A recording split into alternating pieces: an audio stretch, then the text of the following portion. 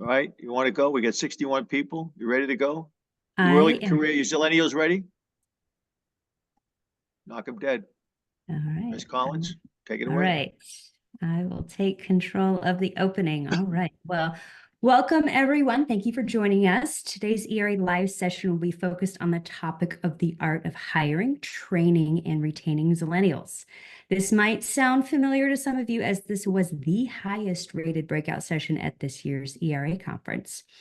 We are honored and excited to have our guest speakers share their insights on what you need to know about hiring Zillenials and effective practices in training and retaining them.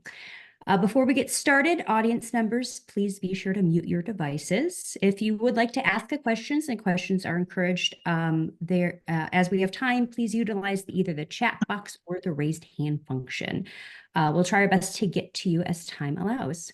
This session is being recorded, so we will be posting the recording on the ERA website within 48 hours. Walter Tobin, ERA CEO, will introduce today's special guest speaker. With that, Walter, I'll turn it over to you. Good. Thank you, Erin. It is indeed my pleasure and honor to once again introduce Mark Wachtel, president of SJ Associates, which is a multi-regional manufacturer's rep in the Northeast, and the company is now 60 years young. Mark and his Zillenials rocked the house in Austin, Texas. As Erin said, they were the highest rated session that we had at the conference that we had back in February in Austin, Texas. So Mark and his team of smart, what I call early career individuals, will give us a peek into how SJ Associates finds, interviews, hires, onboards, manages, motivates, and keeps Zillenials all within 60 minutes. So prepare to be amazed. Mark, take it away. Okay, thank you so much, Walter. When we were in ERA, we had a visual presentation, which we're not going to go through today, but I'll talk about some of the highlights. We sent out a survey to all the ERA attendees, and they gave us some great feedback as to how to direct our presentation. And one of the things that came up was, what is your percentage of retention? So right now we have 12 Zillenials working for us, and it's typically about 1 in 3 that are hired that stay with the company for a period of more than 1 year. It's just that coming out of college, what we do as representatives is quite challenging, very complex business. And just you have to have the right DNA to kind of live in the environment where you have so many different sales managers, so many different personalities, from customers, from principals, from distributors. And it's a unique blend. And we're very happy with the team that we've assembled now. But on average, it's about 1 in 3 that stay with us. So why don't we take a moment and introduce ourselves? So we'll start with Ryan. Hi, Ryan Noguera here. I graduated the University of Miami with a bachelor's in industrial engineering in 2012 and more or less started immediately at SJ. I cover Connecticut, Rhode Island, and Southern Massachusetts. And I think I was kind of attracted to this type of industry from liking to talk to people, work with people, problem solve more than being behind a computer constantly or looking at spreadsheets constantly or other parts of the engineering career path that seemed like was in front of me in that regard. So definitely wanted to get more into the sales role. And Jen? Hi, I'm Jen Smith. I live in Yardley, Pennsylvania. I cover the Mid-Atlantic territory, so the Philadelphia region. I graduated from Lehigh in 2016 with a degree in bioengineering, and I started at SJ right away that summer. I ended up at SJ because as a bioengineering major, I did a lot of lab research over the summers at school. Really wasn't my thing. I didn't like spending a lot of time by myself in the lab watching cells grow, and I needed more social interaction.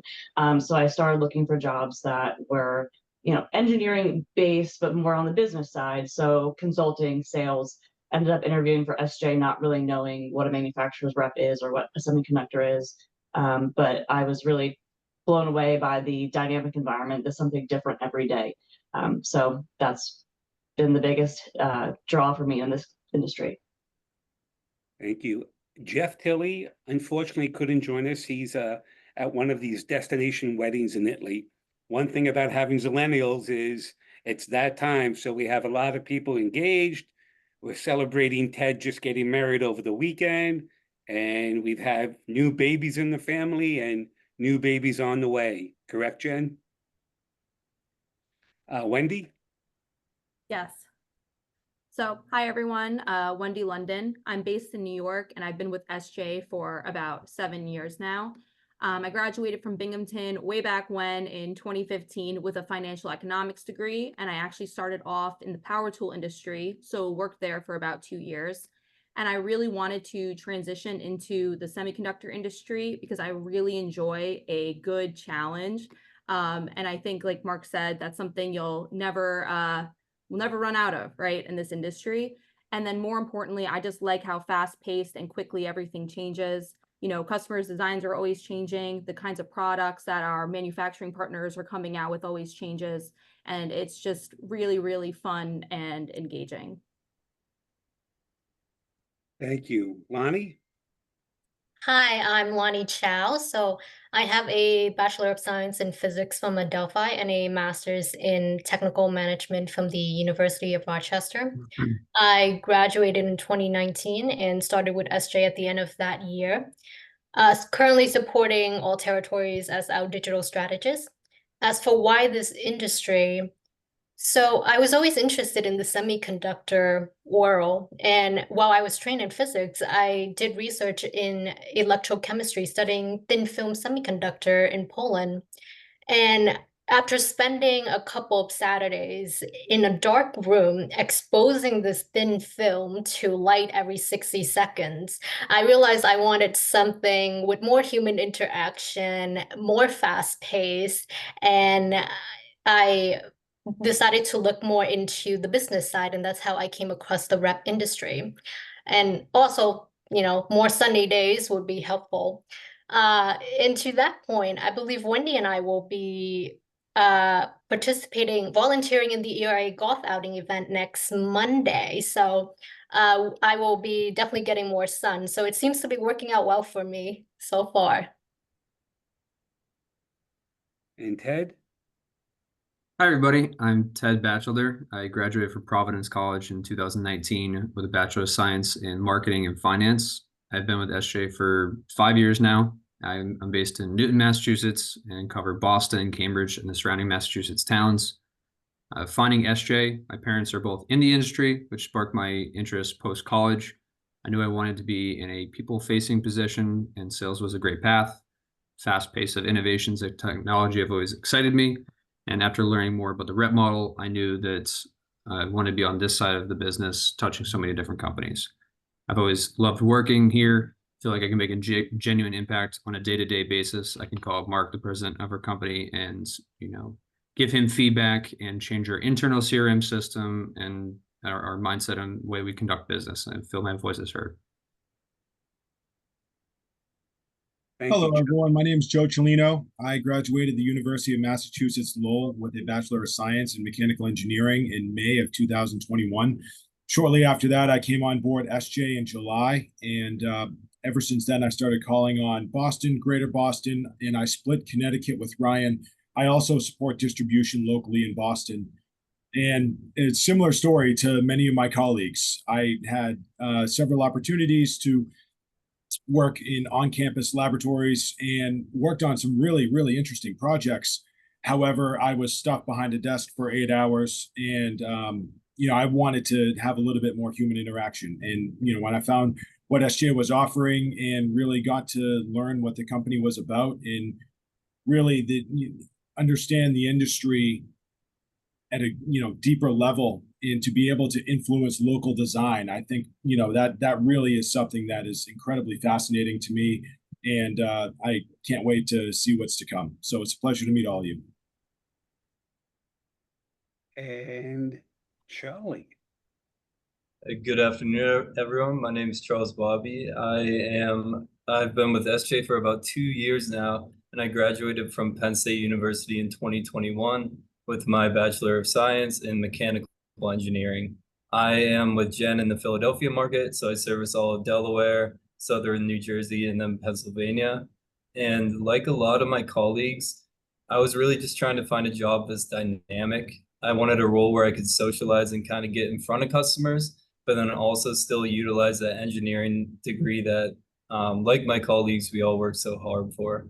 And then there's so many different things that I like about this industry. And if I had to choose one, it would probably be the technology, just both selling the latest and greatest technology from our suppliers, and then also seeing all the designs that my customers are working on. Thank you. Ida? Yeah. Hi, everyone. My name is Ida Greenlee, and I graduated from Wake Forest University in 2022 with a degree in biomedical engineering. And I began with SJ Associates shortly after. I'm now based out of New York City, and I cover the New York Metro territory.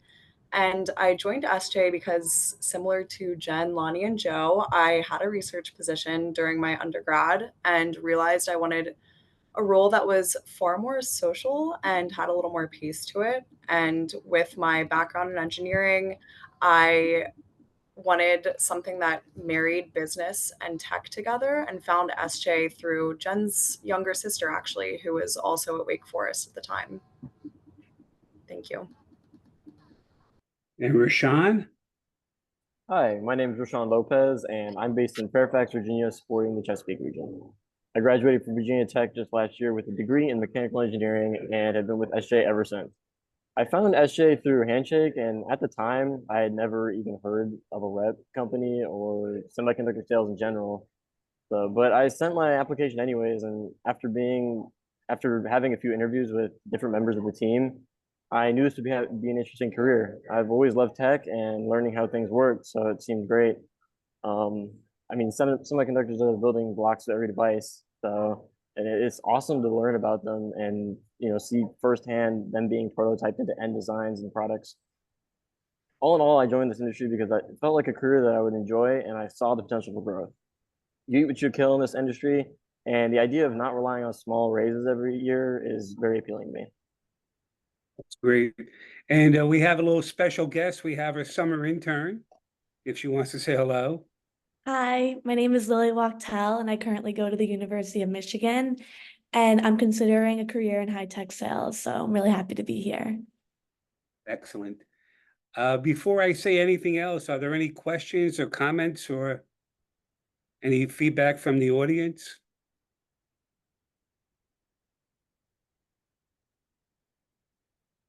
No? There's a question in the chat, Mark. Oh, it seems you've had great success in finding your team just out of college. Could someone Erin or Claire, can you read the rest of the question? Sure can. It says, yeah, Mike wants to know, was Handshake your best tool in finding young college grads? Okay, I think I'll defer to Jen. Yes, so we have found our recent grads through many methods, whether it be Handshake, a referral, what Ida mentioned, which is, my sister was a student at Wake Forest, and we said to her, hey, we'll offer you an incentive if you can help us secure our next hire. So we call that, like, what do we call it, Mark? The college reps? The college rep program. College reps program. So different ways, but Handshake has probably been our most successful. We've had the most hired through Handshake. Just for anyone who doesn't know, Handshake's an online platform. It allows you to post your job to colleges across the country. You can select which colleges, you can select which types of colleges. You put the job posting up, and then the students apply directly through Handshake, but it gets sent to your email. And then you get to review their resumes. You can communicate with them through Handshake. You can do on-campus interviews if you want to.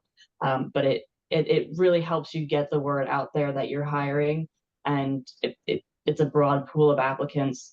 So that has been very successful for us. And Rashawn, correct me if I'm wrong, University of Virginia and your school adopted Handshake as their own internal platform. Virginia Tech, but Virginia Tech, yeah, I'm sorry. They pretty much use Handshake extensively. I mean, if you walk around campus, you'll see banners of Handshake, like the ads everywhere. So they use it extensively there.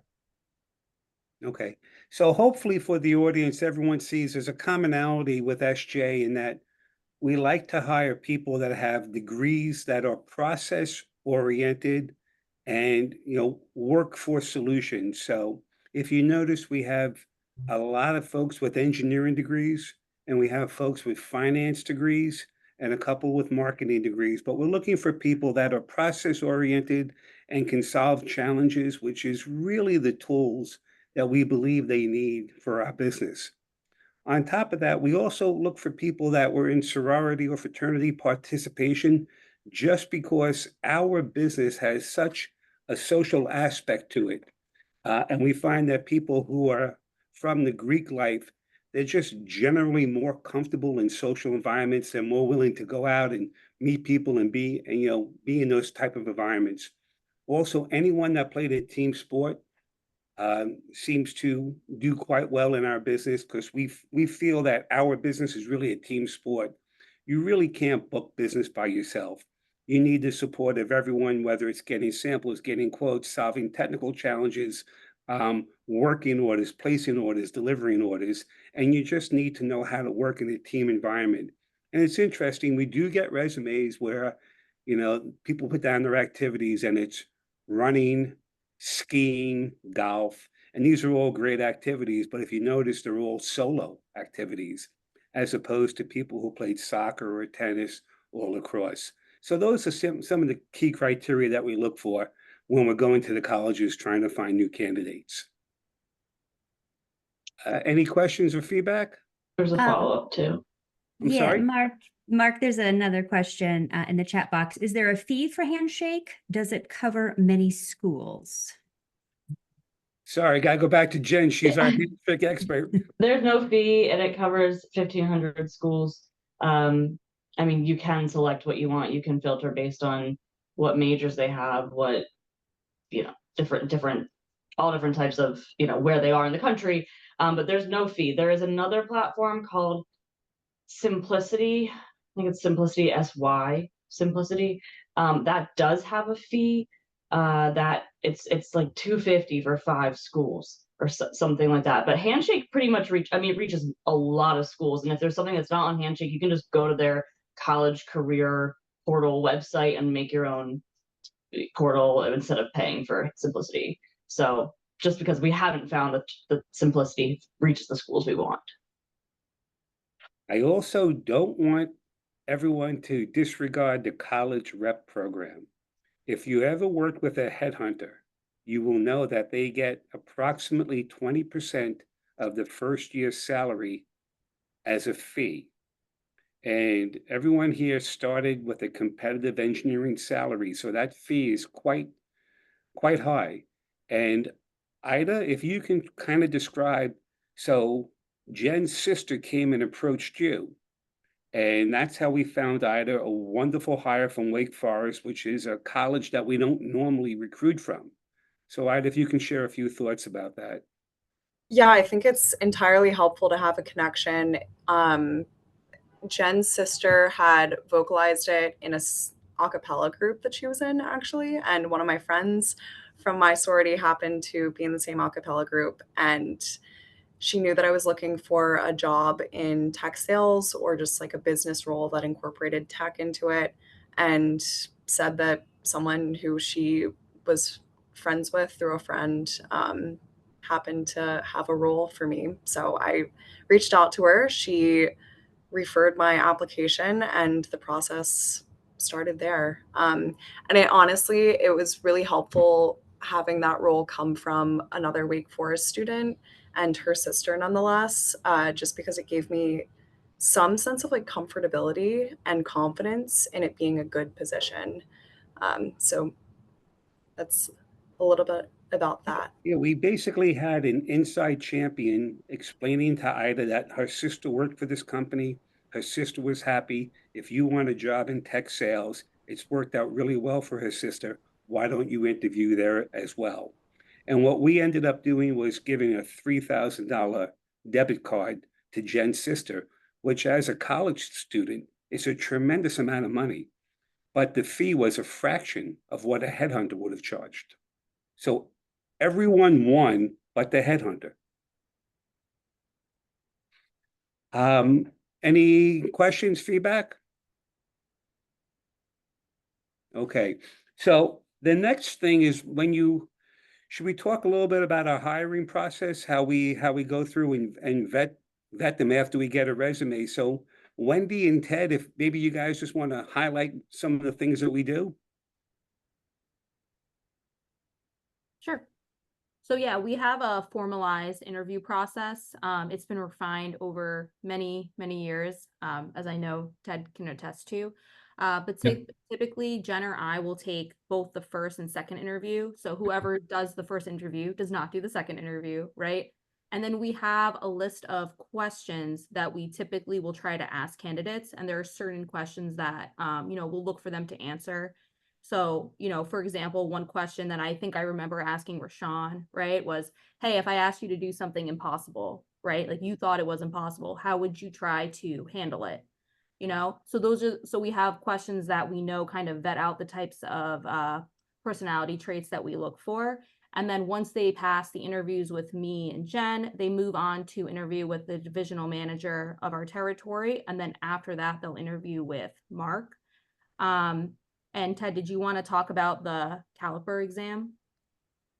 Sure. So the caliper exam is a personality test that you take. It has a number of questions based off scenarios or circumstances, and it just shows to align with the correct adjectives, would you call it, and then just the personality traits that are fitting and suitable for a salesperson who we're looking for. And there are ones that work out well, there are ones that do not work out well, but it's a pretty high hit rate of who will be successful in this position and who might not be as successful in this position. Yeah, and I want to comment that, we are not a spokesperson for Caliper, which is now called Talogy, I believe. But it's a wonderful company, and we will not hire anyone without a Talogy report. And that's been our policy for the last 20 years or so. I think there's a nice formal process that we've been doing, and something informal to sort of look at is really understand who you want to hire. It's if you're looking for Zillenials or a Gen Z coming out of college, the rep industry is pretty foreign. So I think keeping your application very educational and making sure they understand what they're getting into. If your LinkedIn page, your website, everything that they're going to is pretty outdated, you want to attract a 22-year-old that wants to work at your company. You need to really relate to them in that sense. Thank you. And Ryan, you want to talk a little bit about the importance of training? You're muted, Ryan. Sorry. Yeah, there's just a lot of different aspects to the job that need to be organized in a planned fashion. And as we alluded to at the conference, the training tends to evolve over the years. So we hone in on what works better and what works best, what doesn't work.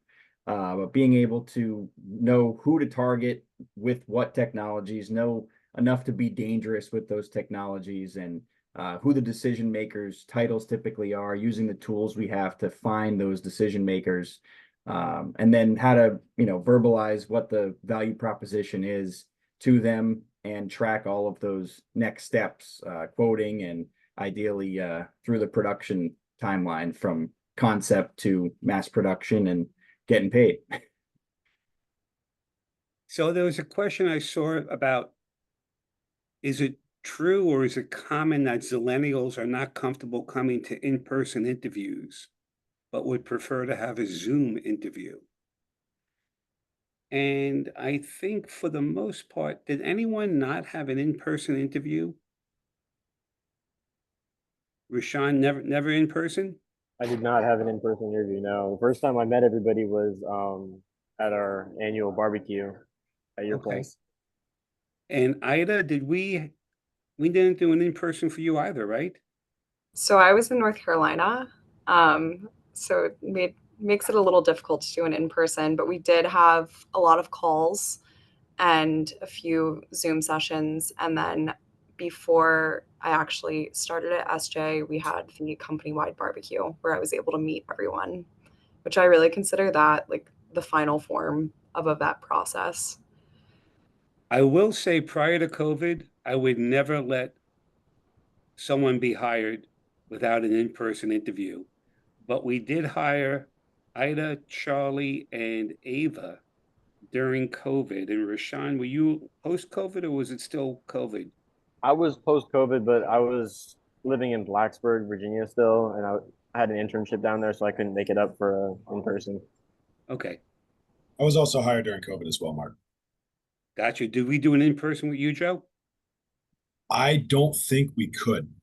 Okay. We did do a like an internship with Joe because Yes. because he was local. So that was like that was pre-COVID, yes. But I think the question was more so general. Do Zillenials not want to come in for in-person interviews? And from my experience when I was in college during COVID, when classes really started going online, there wasn't a big drive for kids that are my age that really wanted to go to class in person. Once you could stay at home in the comfort of your apartment or dorm, then yeah, sure, I can definitely see why some people may not want to, go into an office for an in-person interview. Okay. And I know, I mean, there's hidden in that question is it tough to work with Zillenials? Do they only want to work a certain amount of hours a day? And I'll let you know that, SJ is a 9 to 5 company. It starts Sunday at 9 a.m. and it ends Sunday at 5 p.m. It just goes all the time. So I can tell you that each of the Zillenials, we've communicated 7 a.m. in the morning. We've communicated 9 p.m. at night. We've communicated over the weekend. I don't know exactly how we found the 12 that we have, but they all view our company as a career, not employment. And they're all motivated to increase their sales. And they understand that, selling doesn't stop at the end of the day. Selling is continual. And if something needs to get done, it gets done. So if we have to, we try not to. But if an email goes out on the weekend for something that's important, that email gets responded by everyone. It's just a culture that we have internally. Rashawn, do you have the first day in boot camp slide handy or not? I do not know. Okay. Well, I want to talk a little bit about training. So because you hire these young kids out of college, and our business has evolved so much in the last 30 years. So we're going to talk a little bit about our boot camp. But what we do normally when we have a new hire is we take them out of the office and we try to put them into a remote area. Typically, we try to do it in a beach house in the off season because they're relatively inexpensive, but yet they're comfortable and they're fun. So we've run a boot camp every year for the last 3 or 4 years, I believe. But the very first day of boot camp, the first slide, now these kids are fresh out of school. They've been with us maybe a week. And we talk about our business and welcome aboard. You are now an FSE, also known as an OSR, and you're going to be calling on OEMs. We represent IDMs, and many times we travel with our ASMs or our RSMs and our FAEs, and we want to secure DIs and DWs. We also use the POS channel to help with our OEM efforts, and they have their own FSEs, FAEs, and ASMs. In some cases, they even have BDMs. Many of the OEMs now use ODMs or JDMs to help with their development efforts, and they also use CMs to build their end products. Don't worry, we're going to capture all this information in our CRMs, and then we're going to review it during our QBRs, right? And for everyone who's been in the business for quite some time, yeah, makes a lot of sense. But picture a young college grad, and that's day one, the slide. And our goal during boot camp is that when they graduate from boot camp, they at least generally understand each of those aspects. So boot camp discussion was Ted and Joe. Is that who it is? So you guys want to share a couple of words about boot camp? And Charlie, I don't want to leave you out, Charlie. What was your topic? Yeah, no worries. I just talked about living together with the colleagues. Let's talk about boot camp. So Charlie, Ted, and Joe will talk about boot camp. Sure, I can go first. Mark alluded to it, but it's evolved over the years. When some of the earlier ones were hired, myself included, we basically would go to Mark's office for a week, and then that was the first month of when you were hired, and then we come back the second month.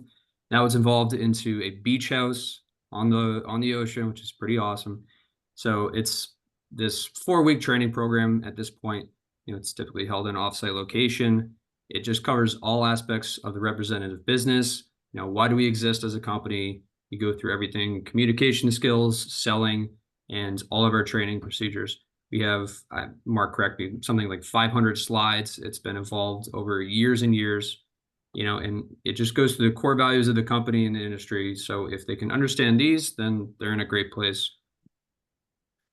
I also think that, you know, the process there, you know, we have a defined process, and there's a couple different segments. The first segment is, you know, new material that is presented by Mark or, you know, one of the presenters at boot camp.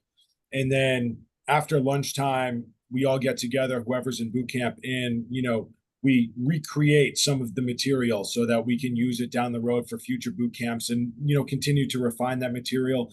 And the last segment at the end is, you know, whoever's in boot camp has to represent the material back to Mark and the presenters. And, you know, that really hits home and drives material retention to a degree that I never really imagined before, because you're put on the spot and you got to learn it. And whatever you don't learn and capture, you can cover the next day. And so that process, you know, for myself, and I know for a lot of my colleagues, has worked very well. And, you know, it's a good way that we do boot camp. Joe, can I add to that? Sure thing, Mark. So most of the kids that we hire, most of the young Zillenials that we hire, very high ego. We measure for it, we interview for it, and when they have high egos, we love it. Day one of training, we always ask, you understand this? The answer is always, yeah, we got it. You understand this? Yeah, we got it. Then comes 3:30 when they have to present the slides back to us. And that is the day, that is the time of reckoning, day one. And trust me, day two, when we say, do you got this? The answer is no, right? And something else I want to share with the team is that we call it boot camp, and we presented boot camp at the ERA conference, and everyone's like, beach house, beach house, beach house. But we call it boot camp because it's boot camp. It is extremely difficult and challenging on the participants. And I don't want to say that they break down to tears, but certainly many of them feel as if they do want to cry, because they have this, they come out of college and they're so excited, and then they realize how much they don't know and how complicated our business is. And we're just hitting them with data and information, and it's very overwhelming.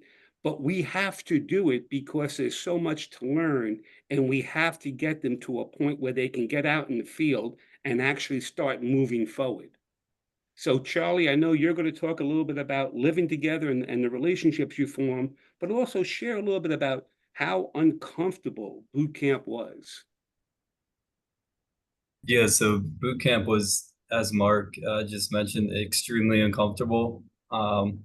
I would compare it to college courses in terms of difficulty. It's just there's so much more being thrown at you every single day, and so much that you're expected to retain. And I went through my boot camp with Ida and Ava. Ava's not present with us on this call, but Ida's here, and she can attest to how difficult it was on a day-to-day basis. So every day we'd wake up, we'd drive into the office together, and we'd do that. About 4 hours of learning in the morning, and then we'd have lunch, come back, work on that material, and then present it back to Mark. And this occurred for every day over the course of a month. And I think it was extremely important for us to be together in that beach house, because at nighttime we could go over whatever we learned that day, whatever. Sometimes like Ida or Ava would understand something and I wouldn't. So it's important that I could ask them those questions. And then Lonnie was also with us to provide a lot of feedback. And then it also just helped grow that bond. At SJ, we don't have offices anymore. We're all remote. So in order to keep that bond and to work together as a team, it's extremely important that you know your colleagues, not only as colleagues, but I would say Ida and Ava are definitely friends of mine at this point. And we can work together far more efficient than we would if we had not gone through that process together and known each other at this level. So Mark, I also think it's worth mentioning just one quick point. Just because you attend one boot camp doesn't mean that that's it, right? My first boot camp, Ted attended with me. He had a boot camp previous to that. So the second boot camp I attended was for Charlie, Ava, and Ida. So I attended that one, and when Rashawn came on board, I also attended that one alongside Ted. So boot camp to boot camp, you learn a lot of the material, but you have a lot of those moments where it's like, oh, that actually makes a lot more sense now the more boot camps you attend. So it's not necessarily just one. Reboot camp. Reboot camp, yes. So we've heard from everyone, correct, except for Lonnie? There's a question in the chat, Mark. It's how often do you host these boot camps? I would say it's really as needed, but maybe once a year. Yeah, as needed is really, it's when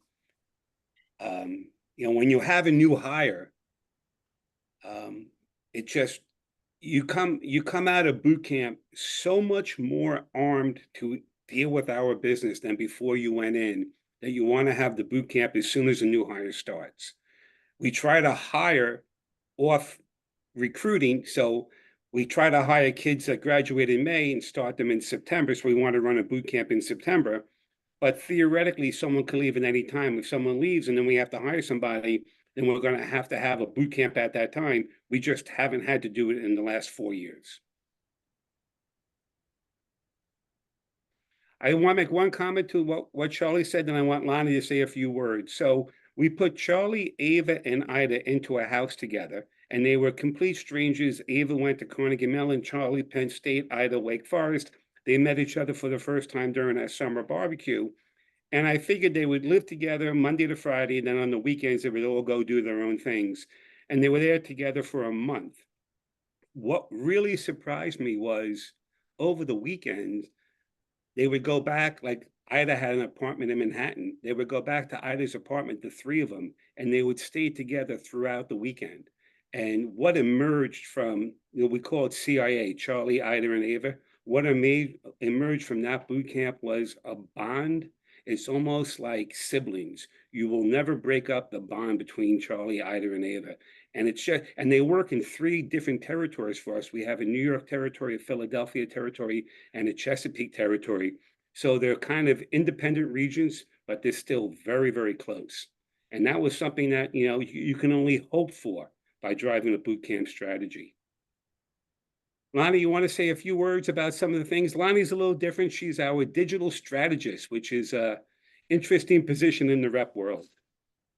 Yes, it is. So as a digital strategist, what my goal really is how do I deliver value content from our supplier to our development community so that we can identify, qualify, and strategize to win every socket when we cannot be everywhere all the time. So it's important to leverage the digital technology that exists and see how it can help us to accomplish that goal. And I face challenges in trying to pursue this. It can be challenging to get the right content. It can be challenging to get the right contacts, the right sending cadence, the right analytics. And once you send something to an engineer, how do you know if they're interested in the parts or not interested in the parts? And how do they want to communicate that back to us? Do we need a self-service portal? Do we need something else? So ultimately, what we're trying to do here is figure out how to automate what we have to do as much as we can to create more time for what we want to do, which is to operate more efficiently, meeting the evolving needs of our channel partners, suppliers, and customers. Okay, so there's a few questions I want to answer. I'm going to answer them fairly quickly, hopefully not too fast, but I am a New Yorker. First question is, am I the only non-Zillenial at SJ? And the answer is no. So there's 19 on the outside, 7 are non-Zillenial, and 12 are Zillenial. 2 years ago, we had 22 on the outside. So we had 21. We had 2 of our FSCs retire in 2023, which is one of the reasons why we invested in the Zillenial program, because those were planned retirements. Next question is, how do we handle payroll? Everyone here is a W-2 full-time employee. We're on 100% commission plan, but we work out draws until they can exceed their draw with commission. So for the first 18 months to 3 years is that target. It's salary plus bonus. And then somewhere between 3 years and 5 years, we want them on full commission. We do a 60-40 split with our people. We pay all expenses. We have a car allowance. We home modems, home computers. They never go into their pocket for any expenses, and it's a 60-40 split. If you're all remote, what office? Oh, so what we do have access to different buildings on different areas where we can get conference rooms, and we have our meetings that way. But it just turns out that we are geographically far enough that it doesn't make sense to have people travel 2 hours each way for a meeting. 2 hours for a 2-hour meeting, 2 hours home. It just got to be impossible. So we just went remote, and when we get together when we need to get together. And how many total people does your company have? So right now we have 19 on the outside and 7 on the inside. I think the 7 on the inside, 5 inside sales, 1 digital strategist, and 1 financial controller. How many students do we interview for each open position? Oh, I'm going to have to defer to Wendy and Jen. Wendy and Jen, how many do we interview for? Oh gosh. Every time we have an open position, it is different. But I would say, like, when we were hiring for Rashawn, and you can correct me if I'm wrong, Jen, but I think we were looking for months. So probably every other week we had candidates, and we were also, it's hard to say without actually looking, but I think probably for every person we've hired, we've interviewed at least like 4 people minimum, right, Jen? Yeah, I would say like we probably get between 10 and 20 resumes, depending on kind of like the time of year. We found that the best time of year to really like get a good amount of resumes that are high quality is kind of like that winter break time, because that's like the end of the semester for seniors. They go back and they're like, okay, I have 1 semester left, you need to get a job. So that's when you start getting a good amount of resumes. So if you're looking to hire for the summer or for the fall, you want to try to aim for like December, January, when those kids are going to graduate. So I mean, sometimes it's 10, 20 resumes. We interview, say, 5, 6 of them in the first round, maybe pass on 4 or 5 to the next round, and then kind of narrow it down. And then sometimes at the end, we have 2 or 3 who are really strong candidates, and it's just like, okay, who's the right fit here?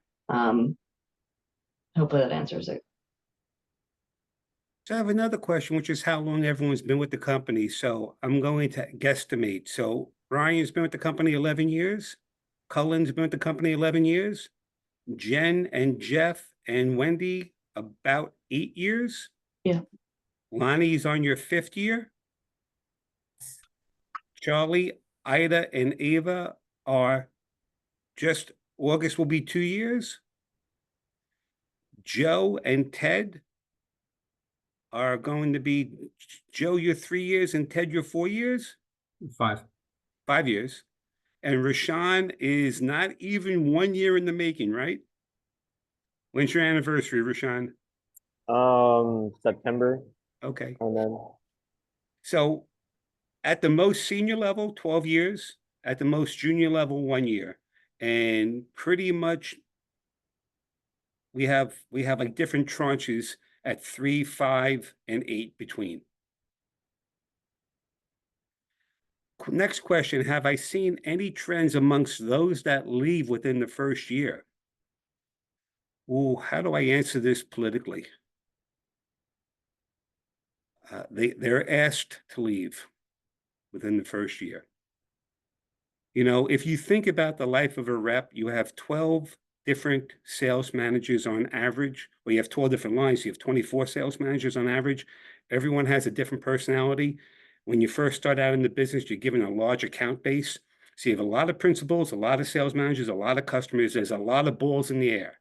You have to be the kind of person that can handle, I don't know, 80 to 100 tasks per day, maybe sending 50 emails, replying to 50 emails, taking 10 to 12 phone calls, handling 3 or 4 texts, filling out numbers. I mean, there are just some people that are not wired to handle our business. and it's very hard to test for those. Now, there's other people that the more crazier the business is, the more that they thrive. They love that kind of excitement. And what we're looking for, hopefully, is to find those people where it's like, my God, I only sent 80 emails today and only spoke to 20 customers. I feel like I didn't do anything, right? So it's just, our business when I started in 1886, there was a pace. Whatever that pace was, it's now increased significantly. We have grown with that pace, so we know how to handle that pace. But coming out of college, a lot of times it's overwhelming to some students. And I can tell within 3 to 8 months if the person's not going to make it. And if the person's not going to make it, I have a very honest conversation with them. I say, look, it's not that you're bad. It's that this job doesn't align with your skill set. And look on the bright side, you're very young and we found that out. You haven't wasted 3 or 5 years doing something that you're not going to be good at. Let's work together and find something that you can be good at. And I actually have worked with some of the people that I've let go to find them employment elsewhere. Sometimes working for an OEM is a better place for them because it's not as challenging as having 11 or 12 lines. Having one line is easier for them to focus on. And sometimes they just decide to leave the business.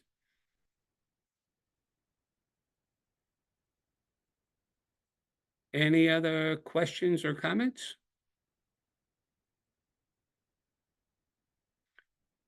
Walter, what have we not shared that you think people might want to hear? I think the big question is, how do you find them? We struggle, a lot of people struggle with getting into colleges, career days, having the time to set up a table at a career day. A lot of them may not have even been aware of Handshake or the other program that you have. So I think those two have really been a great eye opener for the audience, Mark. And then the whole training process you put them through is very, very impressive. I know that after the conference, there were a lot of the manufacturers reps that don't have the size and scope that SJ has. So maybe some color on how this program might relate to a rep firm that might have 5, 6, 7 people in it versus the size that SJ has. Any advice you could give to that kind of a smaller rep company? Sure. Well, we were a smaller rep firm, so what has to happen is somebody in the organization has to effectively bite the bullet and say, I will own the training of the new hire. And it is all the Zillenials on the call. What did I look like at the end of the day after a day of training? Does anyone want to share feedback for the audience? 10 years older than you did in the morning. I'm sorry? I said 10 years older than you did in the morning. Yeah, it's training is very, very, very challenging. There's a couple of pictures of me at 3 o'clock in the afternoon napping because I was exhausted because you're trying to explain things that we know about. We understand POS channel, market price program, PPP, distributor registration, fulfillment registration, demand creation registration, but try to explain that to somebody who just comes out of school. Well, what do you mean? And how does that work? And, why do they buy from a distributor? Why don't they buy direct? And even ASP, what is an average selling price? So someone has to own it. Basically, I put together a plan on how to train them. And whatever my plan was, I accomplished about 30% of it because it goes a lot slower.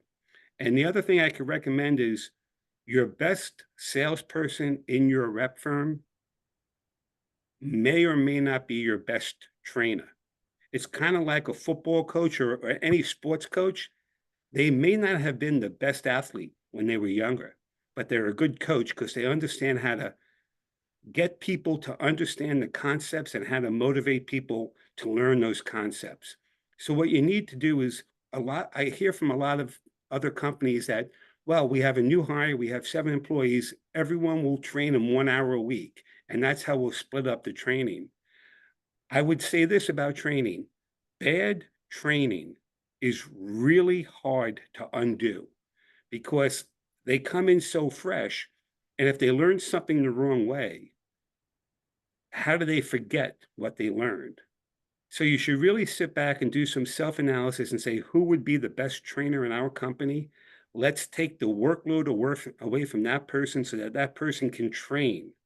Let's everyone else chip in and help with that person's workload while that person trains and get the people up to speed. Then the other thing that we do is for the first year, someone is copied on every single email that a Zillenial sends.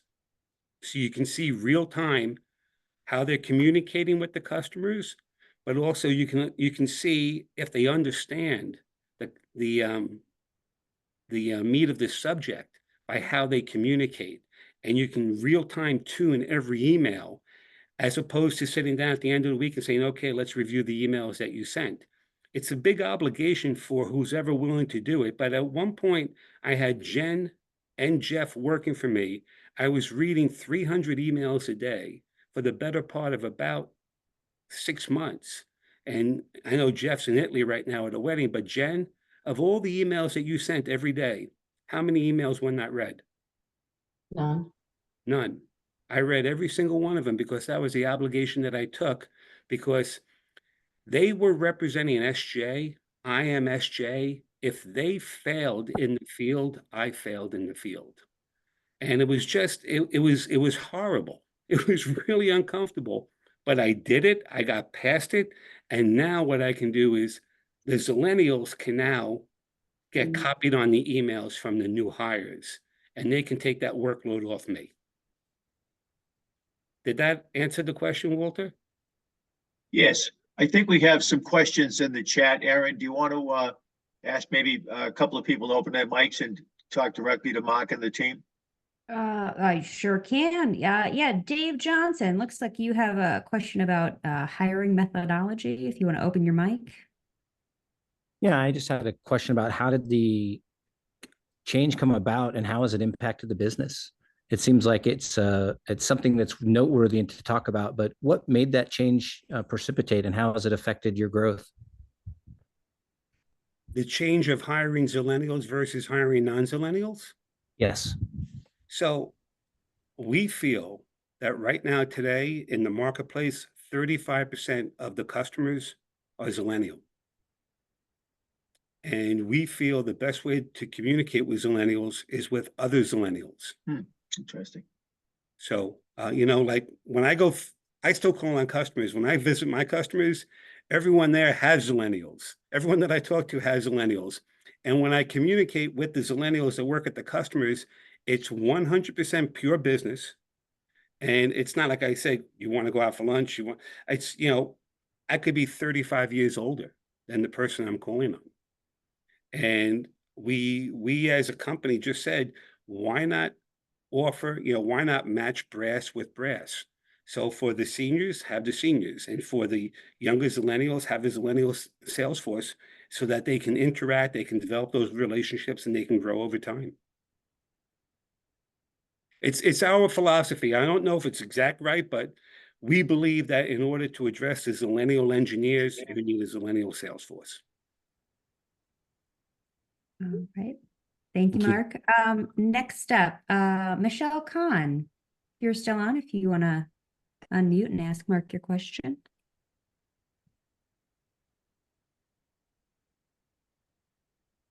Well, Mark, Michelle's question was, do your product lines participate in your training? Just repeat that, Erin. I'm so sorry. Sure. Do your product lines participate in your training? Great point. Who wants to answer that about training about products during boot camp? So I touched on that, but there's no product training in boot camp. We have so much time that we can use internally, and then we have FAEs and great resources from the suppliers that we use at our disposal. We'll typically have them come in our office or meet outside, over lunch and go hand in hand and train that way. It's a great resource at our disposal, so we like to do it that way. I want to tell a quick story about Jen Smith. Jen started with us in June. company Silicon Labs came out with a Zigbee product in August. They wanted to do a Zigbee seminar. Jen had not a clue what a Zigbee radio was, but we wrote an email for her. We gave her a target list. They wanted 16 people in a room for a seminar. She got 28. They had to open up the seminar for the second day. She didn't know a Zigbee radio from a fig tree, but yet she was able to fill the seminar 2 days in a row, which means that if you train the kids how to leverage the tools and the technology, the product information will follow later on. Again, that's our philosophy. It's not for everybody. All right. Mark, Okay. I wonder if we're coming up to the hour, but I wonder if we could just ask you and the great Zillennial team that you have for any words of advice. We've got almost 90 people on the call. They probably are wondering how best to do this. How do I find people like you? How do I get their attention? Any words of advice that you have for any of the folks on the call, whether they be manufacturers reps or manufacturers or distributors? And I'll certainly open it up for Mark or any of you folks. Final words.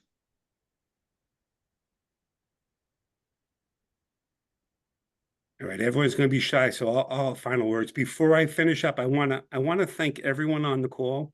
We are just a rep company like everyone else on the call. It's truly an honor for you guys to come and listen to us present our story. We're all touched. We all really appreciate it. So thank you very much. And to answer the question about doing this, when I was 50, I was saying, wow, the business is getting kind of boring. It's getting kind of stale. I had been doing it for 28 years. And now that I'm about to turn 60 in a couple of months, I feel totally rejuvenated. Having a staff of Zillennials like we have, they present so many different exciting challenges. They have so much energy. Some of the things that they did, we represent a company, Silicon Labs, and we're coming out with Matter. Charlie, what do you guys do? You went and you found a Matter convention. You found 150 leads for Matter. I mean, they just come up with all these crazy, innovative ideas and how they want to communicate and how they want to use digital strategy and how they want to text here and they want to market this way. It's, you know what? To me personally, they made the business really exciting. And I think someone touched on, we have our own CRM every day. Hey, can we do this? Hey, can we do this? Hey, can we improve our CRM? Because they want to communicate faster, better, more efficiently with our company. So it's just, you know, from a stale, how many more years am I going to be in the business to, wow, there's a whole new sales force that's coming up with all these innovative ideas, high energy, and it's just fun to be around. Mark, can I Mark, add something? go ahead, Jen. I'm sorry. Oh, no, it's okay. I think something that we didn't touch on that's really important, I just want to throw in really fast, is why we stay here at SJ. And I think it's something to talk about. I noticed there was a question here, like how are you attracting Zillennials to stay in this business? Something that we didn't touch on is that several of us have ownership at SJ already. So as you get further in with your career at SJ, 5 years or so, we start to buy in. So while the current owners look to retire, they're setting up for our generation to start taking over in different divisions. And that's something that is it really does keep us here. So, yes, on down years, there's some questions about that, market conditions. Yeah, there might be years that are down for commissions, but we still have percentage in the company. So at the end of the day, we're sharing the profits. And that also gives us motivation to help train the newer hires, because we might be taking away time from our sales, but we're helping train them to grow sales, which in turn grows our profit. So just want to throw that out there. Mark, one final question that came into me was AI. Do you have your own AI tools that you use in-house, or any recommended AI tool that you are using or that your team is using that might be of benefit to the audience? Anybody want to answer?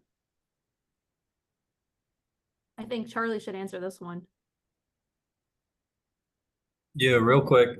Something that I do is I use ChatGPT and I do product teardowns of devices that I'm looking at. And it will actually recommend you what set of my or what electronic components you can design into those products. And it can actually write up an email for you as well. So ChatGPT, there's a lot of utilization for it. And it is a great resource that everyone should be using. And I know it's all over the internet. You guys probably hear it all the time, but it's very true, especially to get an edge on your competitors. And as a follow-on to that, do you use any block diagrams for your companies? Or if you do, is there a block diagram platform, usually free, that you might be using to help lay out what the, the design of the company, the company you're calling on? Yeah, so we haven't gone the block diagram route. We've gone TAM, SAM, SOM route. And we're really, really digging into TAM, SAM, SOM versus block diagram. Okay. And that's just a direction that we took. Well, we are at the hour. I really want to thank Mark and all of you bright, smart Zillenials. Again, once again, you've hit the ball out of the park. You really have kind of put our industry on its ear, if you will, in that you've really woken a lot of us up, and the great work that you've done, Mark, and all of your team there at SJ. So congratulations and kudos, and stay the course. Aaron, I'll turn it back over to you, and you can take us home. Mark, thank you very much. Well done. Again, we are absolutely honored, and thank everyone for listening to us. Thank you.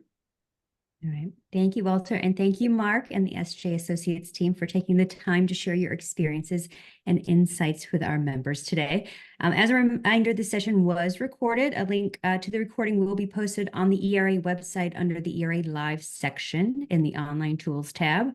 Also, please mark your calendars for our next ERA Live session that is scheduled for Tuesday, July 16th, or 16th. Yeah, that's correct. At 4 p.m. Eastern. Our guest speaker for that session will be Dennis Reed from Edgewater Research, who will be presenting a mid-year report on valuable data from the monthly ERA Electronics Industry Survey. So we'll see you then. Thank you, everyone. Thank you. Thank you.